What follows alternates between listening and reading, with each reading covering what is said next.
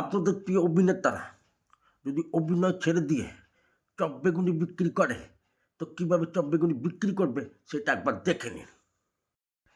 আসুন মহাশয়, আসুন। চপ নিয়ে যান, বেগুনি নিয়ে যান।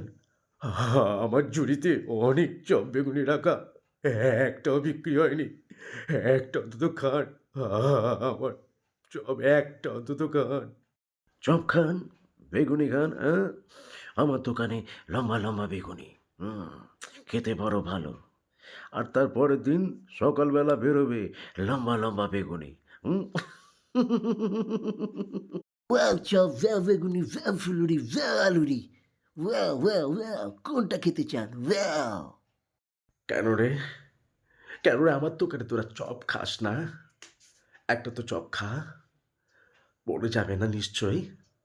খুব বেশি হলে কলেরা হতে পারে। আমার মা চপ ভাজে আর আমি বিক্রি করি। আর সর্বশেষে একটা ফ্রিতে উপদেশও দিয়ে যায়। সেটা হলো, বউ হারালে বউ পাওয়া যায়। মা হারালে পাওয়া যায় না রে পাগলা। পাওয়া যায় না। ওই মার্কেটে মাত্র বাসি চপের দোকান আমার, একমাত্র চপের দোকান যেখানে বাসি চপ পাওয়া যায়। একটা চপ কিনুন, তার সঙ্গে র্যান্টাক ফ্রি পান। বুঝলেন না? বুঝে যাবেন। মানে সারাদিন কোনো আর কিছু খেতে হবে না। পয়সা বাঁচান, ঘরে নিয়ে যান, বউকে শাড়ি কিনে দিন। समझ लो? नहीं समझो बेटा? समझोगे? যারা চপে চুল থাকার ভয় খান না, তারা আমার দোকান দিয়ে এসে চপ খান এবং এমন এমন চপ আপনাকে খাওয়াবো, খাওয়ার পর বুঝতে পারবেন যে কি খেলাম।